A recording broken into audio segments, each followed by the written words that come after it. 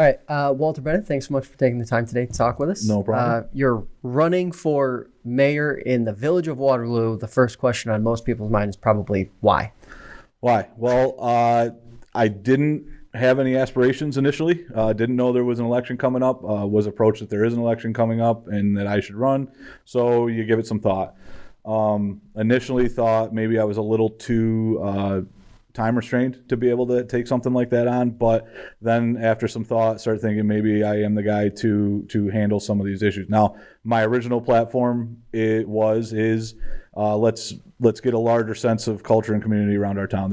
We're a very transient town. We have a brain drain of young kids that leave and don't come back.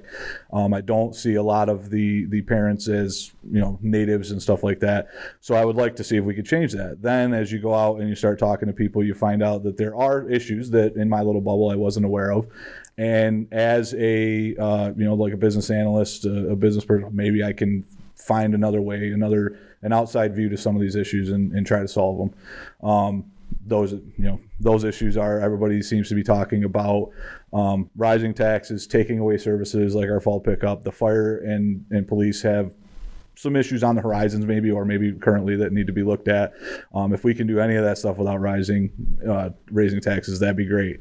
My community side of things, there's really the one community thing that happens every year in our Memorial Day.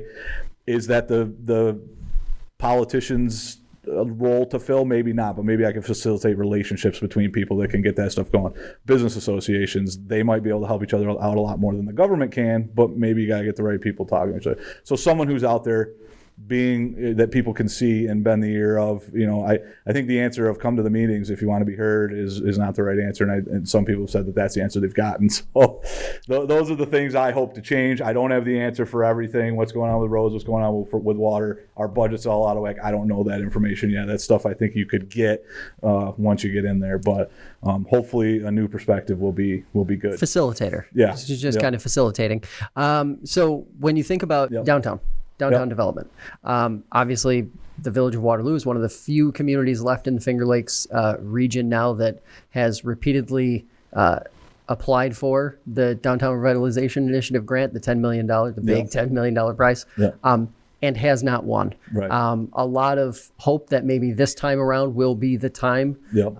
How important do you think, if Waterloo is fortunate enough to get that win, how important do you think the village leadership is going to be moving forward to be able to really execute on that so that it's not just perhaps fumbled or not maximized? Yeah, that's a great question, because they're going to be very important, obviously. And one of the reasons I think if it comes to fruition with a new leadership, it'll be important, because one of my lines that I've been talking to a lot of people is, feels to me that, 12, 16 years maybe, the village has just sort of kind of been running itself in the same way.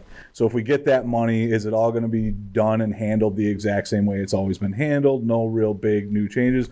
One big change that I think we should be using that for is, let's leverage the canal a little bit. Let's see if we get some sort of path in there or something like that.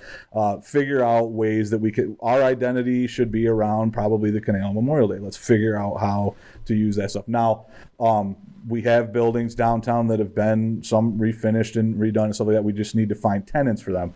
There's a chicken and the egg problem with foot traffic in businesses, and if there's no businesses, there's no foot traffic. We got to see if we can figure something out with that.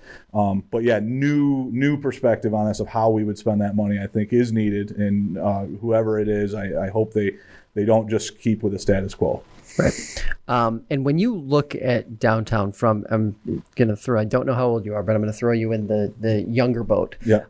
When you look at downtown and you hear the things that people have said about downtowns, lack of space, bad parking, doesn't really get a lot of foot traffic, not just Waterloo. Right. All downtowns in general tend to have that sticking point. When you hear that, but then perhaps see opportunity, what do you think in terms of changing how some people view downtown, as negatively as that might be? Yeah. Is it like a tone change that has to shift, or do you think it's kind of like there aren't that many people who actually think downtown is this broken, dilapidated thing? Right. Yeah. I mean, empty storefronts is the big thing. We've had businesses that obviously, I mean, I don't know what the percentage of small businesses that end up failing is, so it's not uncommon to see a small business go in and fail. But we do have empty businesses or empty storefronts. Is that on the owner of the building to find their tenants? Is it on the government to help get those tenants in there, make things better so that it's a difficult question. And downtown we tried to slow it down and not make it a pass through with that whole single lane thing. Yep. Don't know if that worked or didn't work, but like you're talking about parking, that was one of my complaints with a business I would have liked to have visited more often. But there's a fine line between just paving over everything, so like how do you do that sort of stuff? And it's one of those things where I think like the pulling up on a boat with the canal and being able to get out and do those things is a big making it someplace to go visit, like Auburn or the Ithaca Commons or something that you don't mind walking and can spend a lot more time down there. We got to have a lot of different things going on in there. So you say, is there a tone change needed that it's not that bad? I don't know that that'll ever fly. I think people believe it is that bad.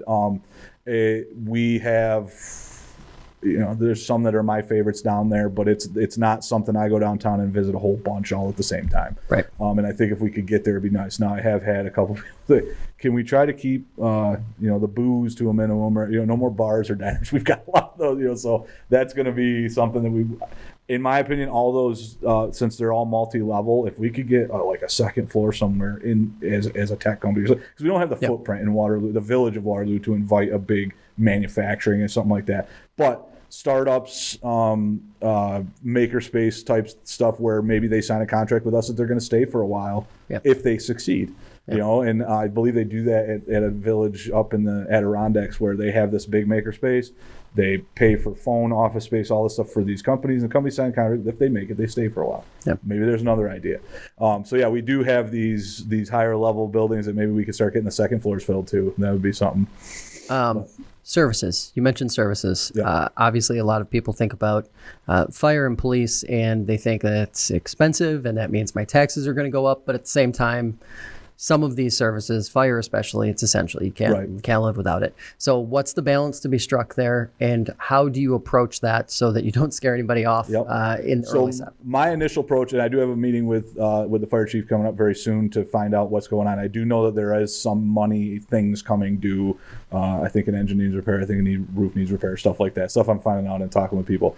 However, I believe there's also been talks recently, and I'm not privy to all of them, about how the districts are managed and changed and all that stuff. If there's some deals to be struck there where we all sort of come together as a fire district, and then there's satellite off, these other ones are all satellites, so we're not affecting response time and stuff like that. I think there's more thinking where you can get people on board about how this helps people, rather than this chief's going to be out of a job because we're going to be merging all this. If we can get people on board, I think there's ideas there that we can hash out. A lot of times ideas are thrown to the side. That's never going to work. Well, hold on. Let's think about this. Let's figure out if we can get this to the next level. So if we could hash out, I think there's stuff there. I think there is stuff there. Fire is the big one. Police, to my understanding, spoke with one police officer, haven't spoken with the hires up there yet. It's a retention issue, not so, which kind of is a money issue. Yep. I believe Wayne County removed their residency requirement, and they're paying upwards of $80 to start, so something like that. So it's like we can't, so there's the money part. How do we compete? But the other thing is, it's still a good salary to start. We could be a stepping stone. I mean, obviously you want training for your police officers, stuff like that. You want experience because that training is invaluable, and you lose money when you're constantly retraining. But if it is what it is. But yeah, public safety is a huge concern for people. Luckily, I think we live in an area where it's not the concern it is for other portions of the country. Right. But we don't want just a huge lack of coverage, obviously, so we need to figure that out. But yeah, retention and recruitment is big on the police side. Fire side, I think that they've already started some talks, and they died, or people, some people are abrasive or whatever, and they got to figure it out. Let's see if we can make that work. But yeah, that's the balance to be struck there, is let's get everybody in a room and start figuring this out. There is some repairs that need to be made. How we figure that out, we'll come to it. Hopefully it's not a tax increase, but it's, sometimes it is what it is. That stuff's got to be in working order if you want somebody to help you out. Nobody wants to pay for firefighting until their house is burning down, right? Yep. So infrastructure. It's another big one, especially for small rural communities. When you think of infrastructure for Waterloo and you think about how expensive, water, sewer, different things like that, even maintenance of roads, how expensive that can be. Do you have any concerns about a village like Waterloo and how those are managed over the long term? So that's something I will do, like a full audit of how we've been doing. Are we doing things like that? If I was to get the opportunity to look into that stuff. Now, I've heard rumors, can't confirm this, that we pay a higher rate than other people we supply our water to, and that's just not cool. Let's figure that out. That's got to be, something's got to happen there. Now, paving roads. One thing, if you're thinking coming at this, hey, just pave it, it'll be all right. Is pothole fixing more cost effective, and stuff like that? Then also, let's maybe audit water and sewer under that road before we pave it, because there's waste and stuff there. So those are things I think maybe sometimes aren't always thought of, that maybe a new perspective can do. But if I'm concerned about a village and how expensive that stuff can get, I think we can think our way out of that problem. We have businesses, we have people paying we have a budget, we can figure this out. There's villages smaller than us and similar size than us that are doing it. We'll be able to figure out. And to be honest with you, we live in a connected age. If there are successful villages out there, are we tapping them as a resource? That's a good question. That is something that I've coached for 17 years or so. I tell these kids, you live in the YouTube era, and the best in the world are telling you how they do what they do. Let's leverage that. And we live in a connected area with where other communities are successful and doing things right. I have no problem with copying. I don't know. If just because you're not going to give me the award for coming up with the idea, I don't care. Let's figure it out. Don't reinvent the wheel if you don't have to. Yeah. So obviously we've seen lots of headlines across the whole state of population decline, especially over the last few years. But then also school district population decline, enrollment decline. Mm-hmm. This is inevitably going to be something that affects small communities like Waterloo more than it will bigger cities or medium-sized cities in the area. When you think of that problem, what do you think what role should village government have in kind of trying to mend that? This is actually good, because this goes along with my initial reason for running. I have put a lot of the issues, the brain drain of our kids doubling up to get out as fast as they can, stuff like that, at the foot of the schools for a long time. I've complained, I've whined, I've done all that stuff.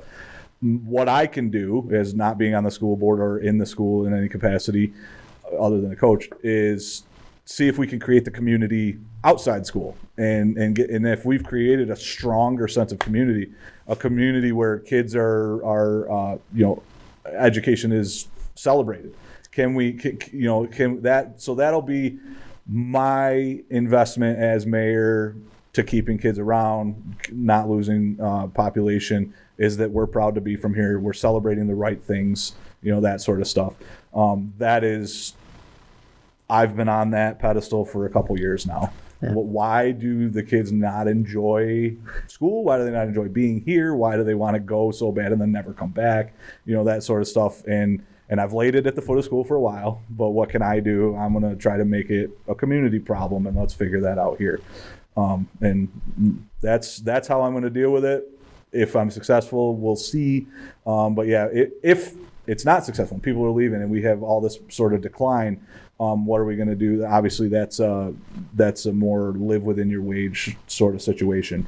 We're a small town. Let's act like it. We can't necessarily have all these things. People are leaving. We don't have the tax income. That's another thing is I think government bureaucracies just grow and grow and grow and grow. And sometimes you got to go back to the old adage about acting your wage. We are a small town. Let's act like it while dreaming big. Yeah. right? Let's figure out how we're going to do that. Maybe it's coming together and doing things rather than just having the government do it, So that's how I would tackle it if it's just a tide that can't be stemmed. If people are leaving and our tax base is leaving, we'll have to act accordingly. All right, Walter, appreciate the time. Thanks so much for taking it. No problem. Thank you.